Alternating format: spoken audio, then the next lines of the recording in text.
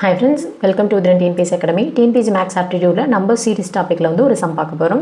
ரொம்ப சிம்பிளான sum பேசிக்ல இருந்து போலாம். ஓகே.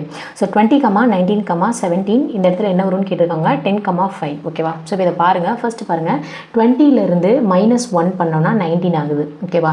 19 க்கும் 17 க்கு என்ன டிஃபரன்ஸ் 2. அப்ப 19 ல இருந்து -2 பண்ணா 17 ஆகுது. அப்ப -1 -2 இருக்கு. அடுத்து இங்க என்ன இருக்கும் -3 ஆ இருக்கலாம். ஓகேவா?